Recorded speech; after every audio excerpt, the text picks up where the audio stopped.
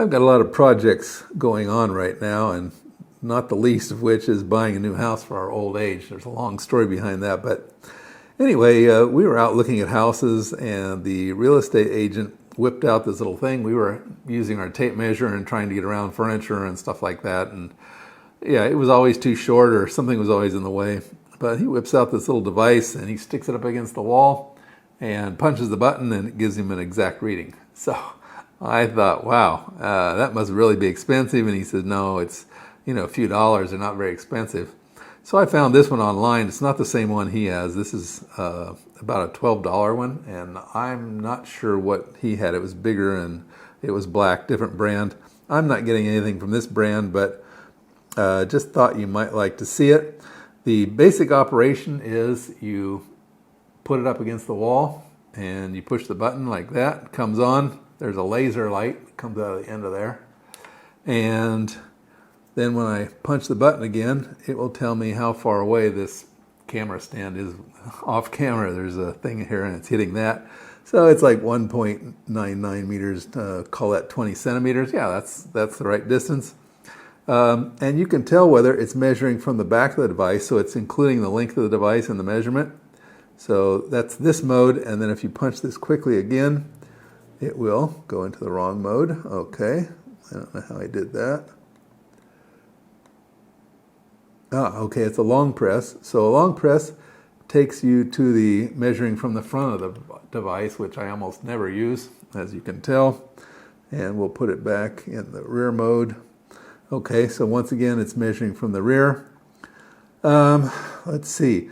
There is a strength indicator, so signal strength indicator right here.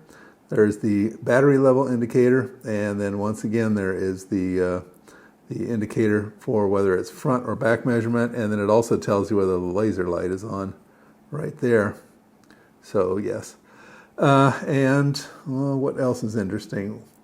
It does meters, inches, and feet, and you change that by turning the device off. This is a little bit contorted, but it keeps you from accidentally switching at the wrong time. You press down on the main button and just hold until it changes. So there it went from meters to feet. We'll do that again, turn it off. Press and hold. Now it goes into inches, and then I will put it back into my preferred meters.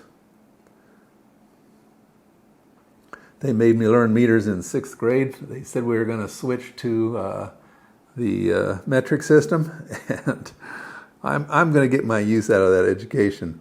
Let's see, what else is interesting? Oh, the modes. I didn't go over the modes. So this one will do more than just measure a straight line. If you give it 2 sides, it'll tell you the area. This one, if you give it 3 sides, it'll measure the volume, so like the volume of a room.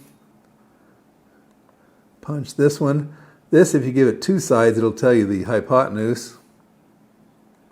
And this one will actually measure a height or width. So yeah, you give it 3 distances, and you can see that little triangle, so it's like A, B, and C.